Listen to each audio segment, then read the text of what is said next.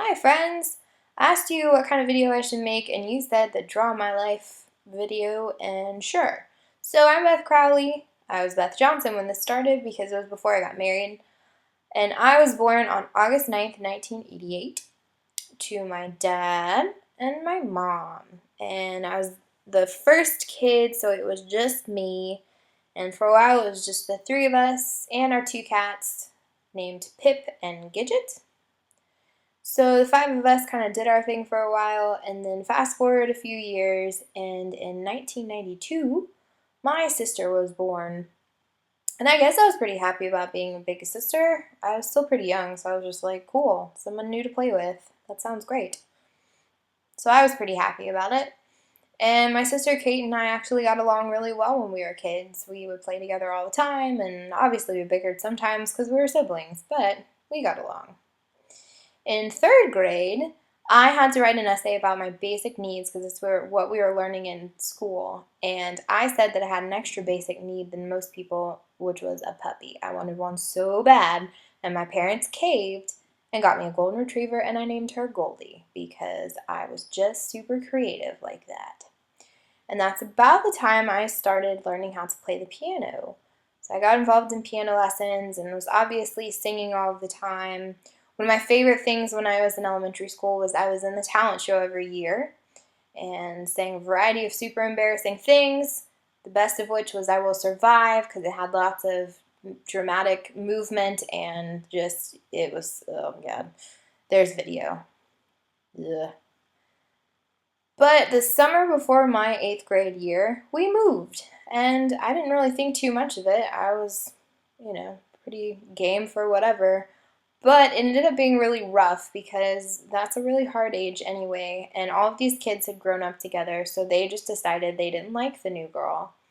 And they were really mean to me, they made fun of me a lot, and called me really mean stuff.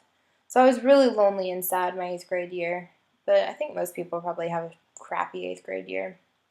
So I was really looking forward to high school. I was nervous because I didn't want it to be a repeat of my 8th grade year, but I ended up making a lot of really good friends and I got involved in lots of school activities. Obviously, I was in chorus because singing always was important to me. And I also did a lot of theater productions and kind of found my group of people with the theater kids and was just generally pretty happy in high school. And then my senior year, I started dating a boy, and it was my first boyfriend because I was a little bit of a late bloomer, and I really cared about him a lot. And he helped me get through kind of a rough time senior year because I was sick a lot, and no one could really figure out what was going on. People were saying whooping cough and asthma, and I did all the allergy testing, and no one could figure out what was wrong. And I finally ended up in the hospital in December of my senior year, and it was because I had mono and tonsillitis. So I did a lot of half days the spring of my senior year, which kind of sucked. But then I got my acceptance into the University of Georgia and was super excited to start there in the fall. So fall of 2006, I started at UGA, and I was looking forward to it because a lot of my friends were going there, and my boyfriend at the time was going there. But then pretty much right when we got to college, he broke up with me. And that kind of started a really rough freshman year for me. I joined a sorority and really cared about them and made a lot of friends through that.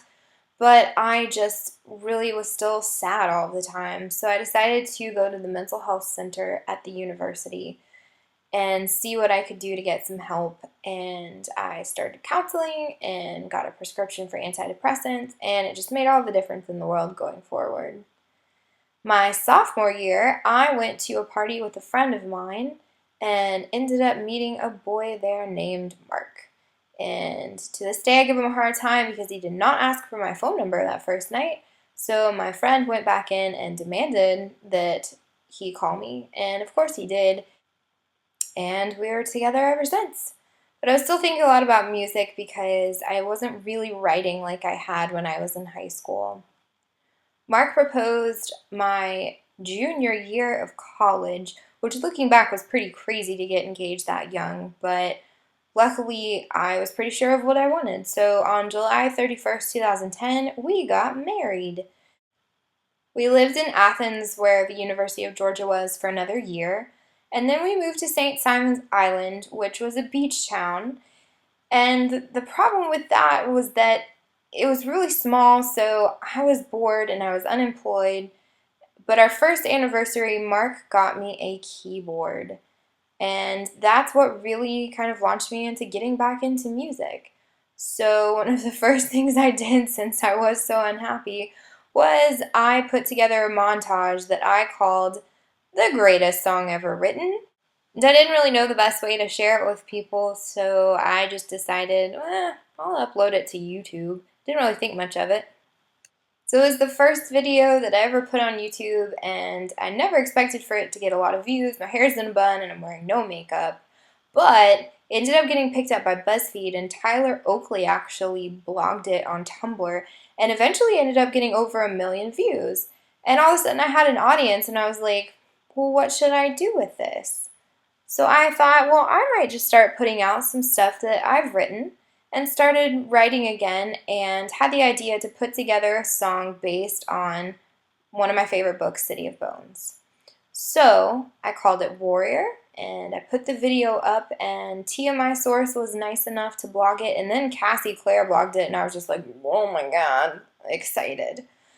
And that really was a big turning point, because it just kept gathering momentum. So I went up to Nashville. This was before I lived in Nashville. And I recorded Warrior, and I put it on iTunes and made a lyric video, and the response to it was great. And that's about the time where I was like, yeah, I think we need to make a change and move someplace bigger. So Mark and I took the cats, Grover and Delia, which I totally forgot to mention in my video earlier. Sorry, Grover and Delia. And we moved to Nashville, Tennessee. And then I started getting an idea, because all of these recording studios were around. I was like, I think I'm going to record a CD. So initially my idea was I was going to do like a 4 or 5 song EP. I made a video that was a spoof on Do You Want to Build a Snowman, called Do You Want to Make an Album, and y'all funded it. So I was actually able to make an entire CD. So I got together with the producer I've been working with ever since, Daniel Dennis, and we recorded Porcelain Heart.